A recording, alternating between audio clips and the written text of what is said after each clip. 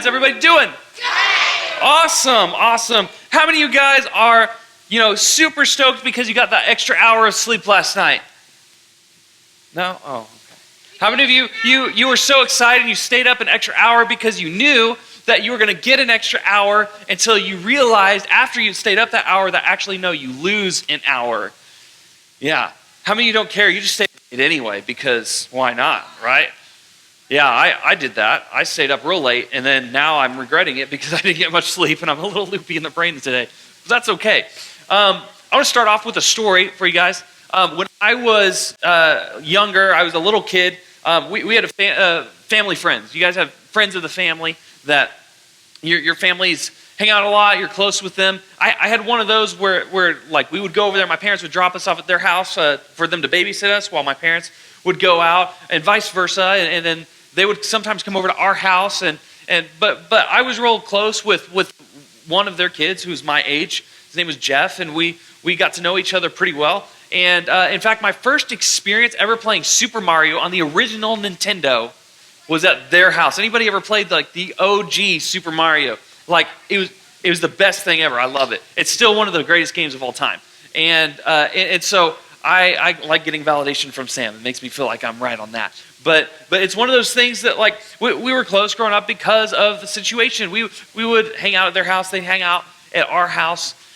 But I remember one time they were over at our house, and it was just their mom, and then Jeff and his sister, and his mom said, well, I have some bad news I have to share with you, and we're actually getting divorced. And I remember looking at them and thinking like, oh, that really happens? People do that? I remember asking questions like, why? Why would you guys get divorced? And she said, well, I don't think it's God's plan. It's not what I want, but it's happening. And we just can't come to an agreement. And so we're getting divorced. And so, I remember that being the first time I ever experienced somebody's divorce, like close hand. And, over the years, Jeff and I, we remained friendly, but we were not friends. We didn't like hang in the same circles. He went to a different school than I did, and we really kind of saw each other just once in a while at church. But again, we had different circles of friends, so we didn't really cross paths a whole lot after that.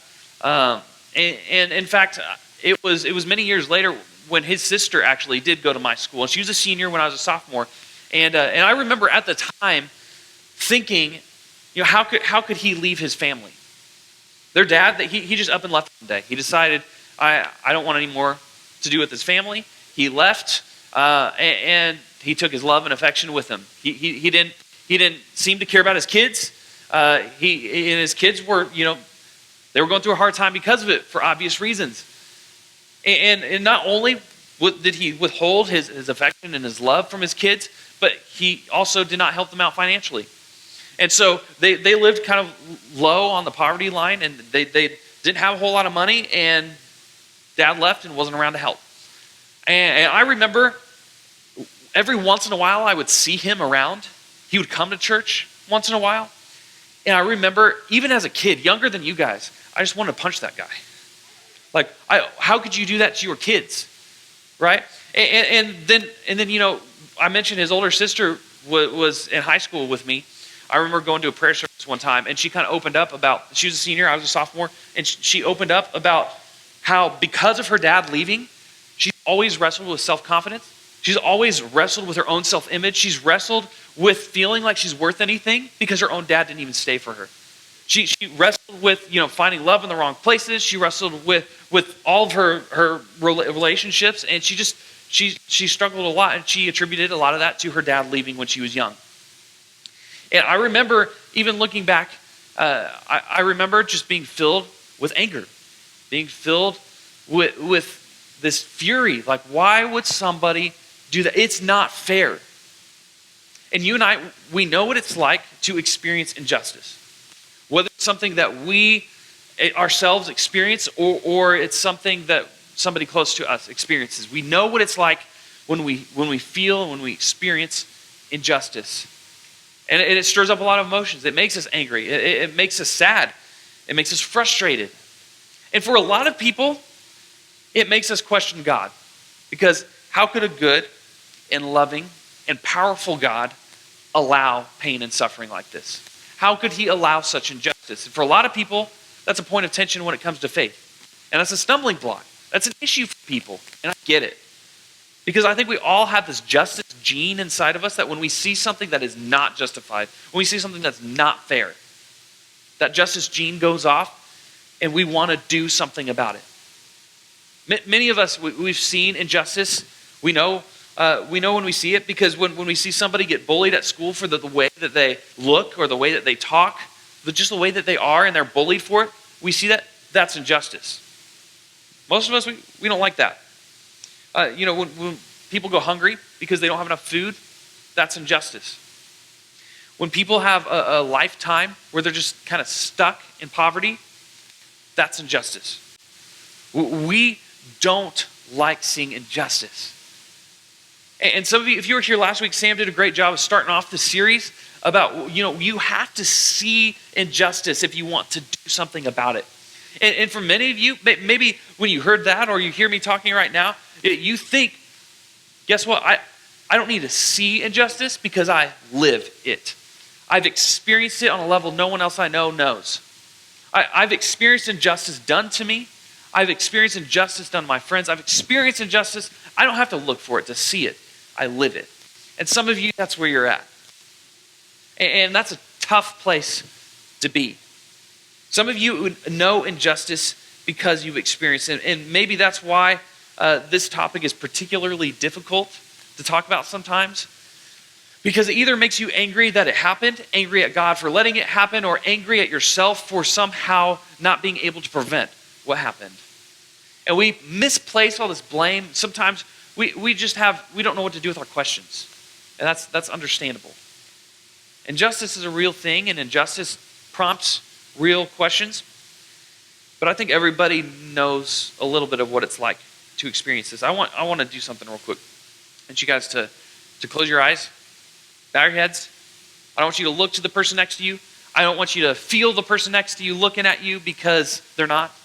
I want you to just think, I'm not going to have you even raise your hand or anything like that. I just want to point out, because what I do, I'm a youth pastor.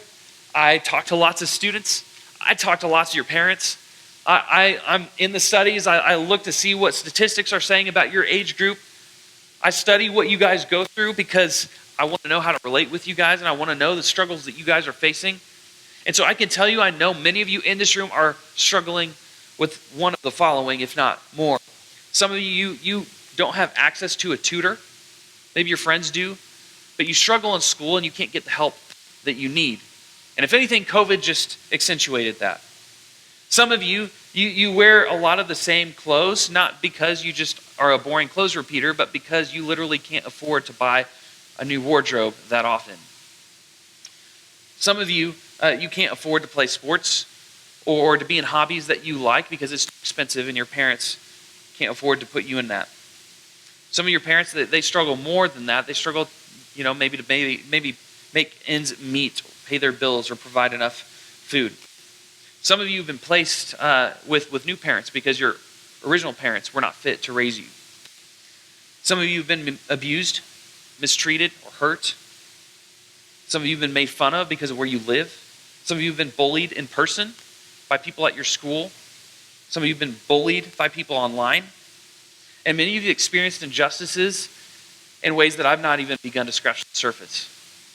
And I know that's the reality of what's going on in this room, so I want to talk today in a manner that's respectful of that, but also that's aware of these are the real issues that are going on in your guys' lives. And whether you've experienced any of these personally or not, odds are you know people who have. You guys can go ahead and open your eyes, look back up here. The reality is so many of us have experienced injustice. So many of us have experienced injustice in one way or another. And the question remains, what do I do about that? Maybe it prompts the question for you, and you wonder, what do I do about injustice when it's happening to me and not just around me?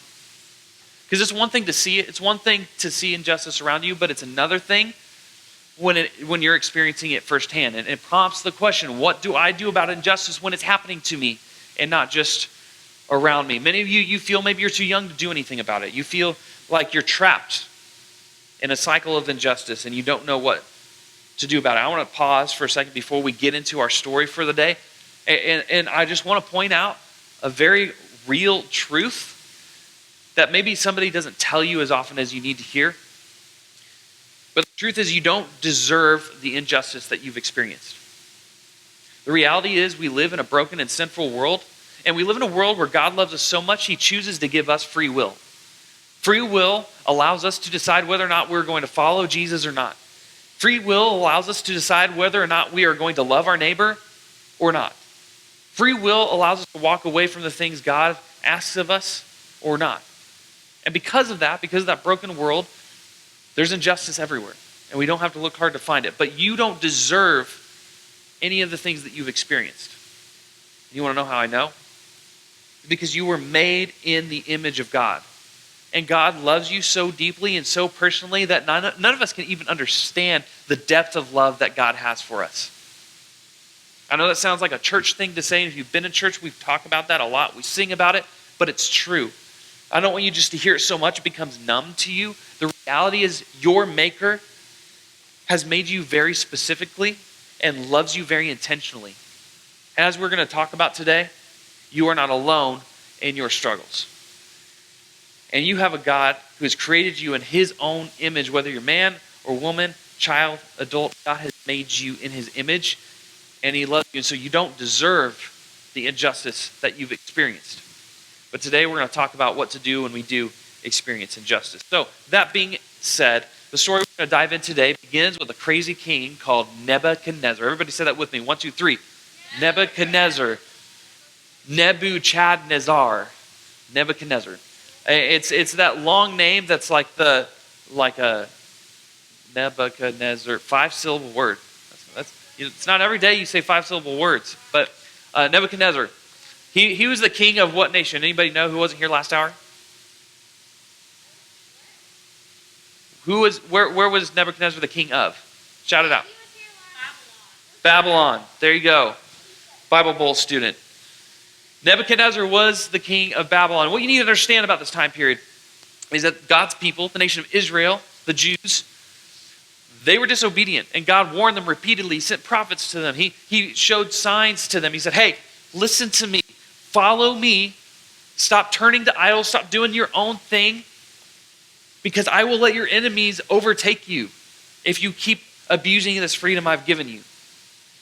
And they didn't listen.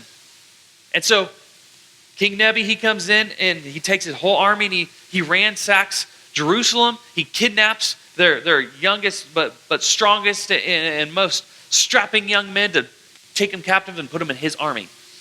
In fact, he took away their identity. Everything about it. He stripped down their identity, took their names, took what they were allowed to eat, changed that.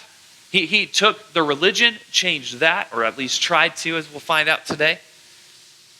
And he took everything about them, took them from their homes, took them from their families, and tried to make them Babylonians. He said, I am your king now.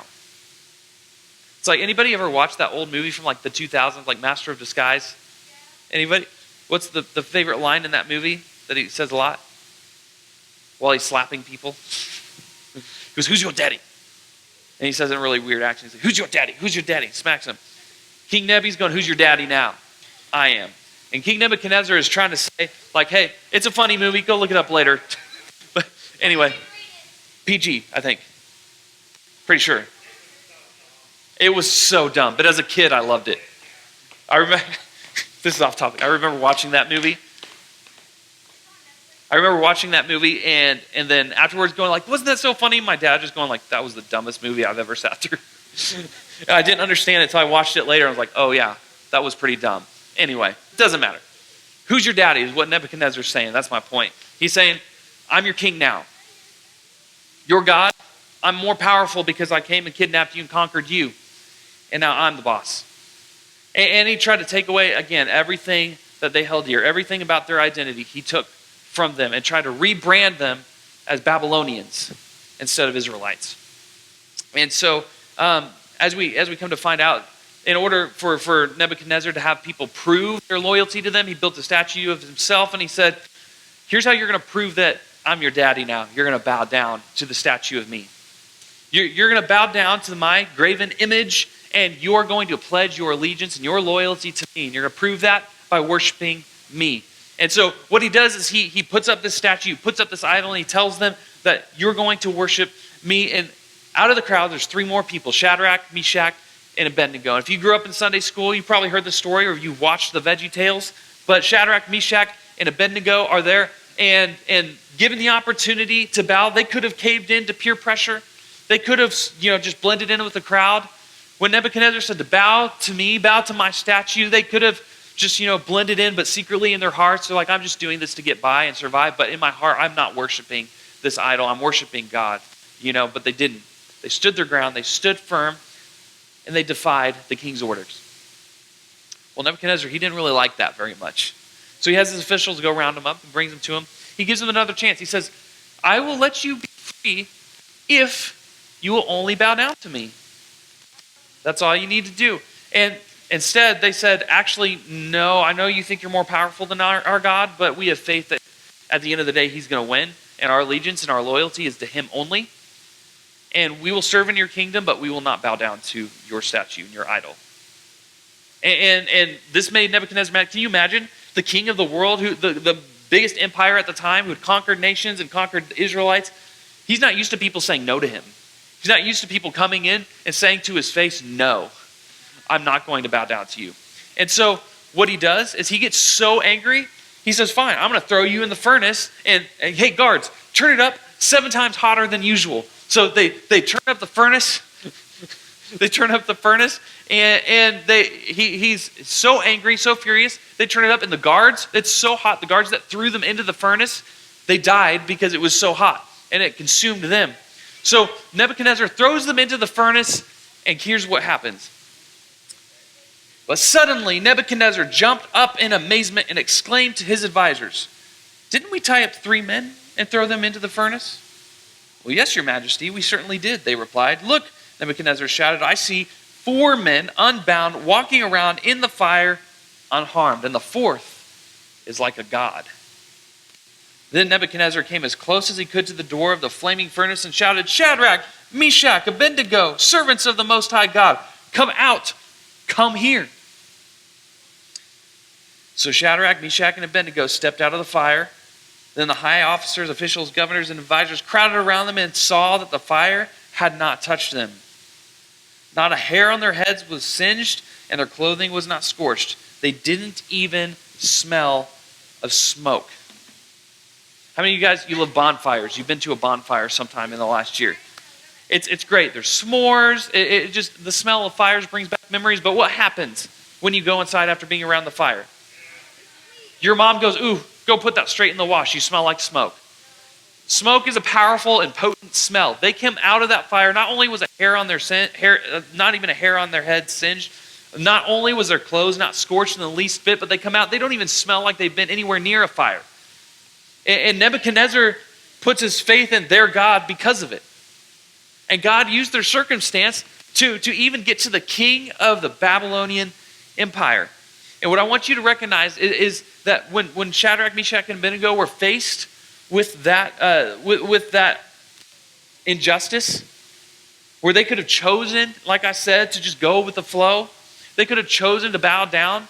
They could have chosen a lot of different things, but they chose to stand firm in their faith. And they said, no, you know what? We believe that our God will save us from the fire, but even if he doesn't, we still believe he's more powerful than you. We still believe that he is our God, and he is the person that we pledge our allegiance to. And what I want you to recognize, that 4th person in the fire, we don't know who it is. It could have been God. Was it Jesus? Was it an angel? We don't know. But we do know that God chose to preserve this story, and 3,000 years later, we're talking about it. And I think for the very distinct purpose of God to let us know and to recognize that we don't have to live in fear because we are not alone. The point of today's message is when you experience injustice, you don't have to face it alone. You're never alone when you experience the hard things that you're going through. You're never alone in the darkest moments. You're never alone in your deepest struggles because God is there with you. So in order to apply this to your lives, there's three things I want you guys to take out of this. It's one, know that God is with you. When you experience difficult times, know that God is with you. When you feel like God is silent, when you feel like God doesn't have anything to do with your life because of your situation, just remember that God is with you. Number two is to share what you've experienced. I want you to, whether that is on your own to God, maybe close the door in your room and say it out loud, maybe for the first time, but talk to God about it. Share this experience. Maybe verbalizing it out loud is something that you haven't even dared to do yet, but say it. Share what you've experienced. Or even maybe take it another step further and talk to your small group leader or a trusted adult that you can share what you've experienced with. Maybe it's a parent, I don't know. But share what you've experienced so that you are not alone in bearing the burden emotionally of what that means. Because odds are, you're going to let that fester and it's going to bubble up and someday it's going to explode and it's going to be dumped on all the people around you and you're going to regret it. And so I encourage you to share what you've experienced with somebody so that you can process it in a healthy way. And thirdly, going.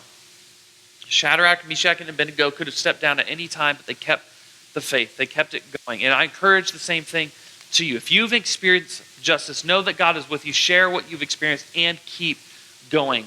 Never give up and never give in to fear. Now, some of you in the room, you're not really relating with the idea of you being dealt an injustice. Maybe you are the one who's seen it or witnessed it or even maybe been a part of injustice. And so what I want you to do is I want you to make the change to be the person who doesn't contribute to injustice anymore. Maybe you have in the past. Maybe you've stood back while somebody else around you was being bullied. You stood back and watched as your friends picked apart somebody else and made jokes about them. Maybe you stood back and were around while your friends were talking bad about somebody behind their back, or maybe you even contributed to the conversation. Maybe you yourself were the bully. Maybe the music and the media that you entertain yourself with is disrespectful to women or other people. Maybe that you allow other people to take the blame for your own mistakes. Maybe you make fun of the people who can't afford to buy new clothes because it makes you feel better about yourself and what you have. Whatever it is, I encourage you and I challenge you to make the change to become a person that does not contribute to the injustice that's already so prevalent in our world and be a part of the change and the love that changes lives. So remember that when you experience injustice, you don't have to face it alone. And as you guys get ready to be with your small groups and to embody the reality that we are not alone, I want you to think about this question. What is one injustice that you or someone that you know has experienced? What's one injustice that you or someone you know has experienced? I'm going to pray for you guys, and then you'll be dismissed to your small groups to discuss this.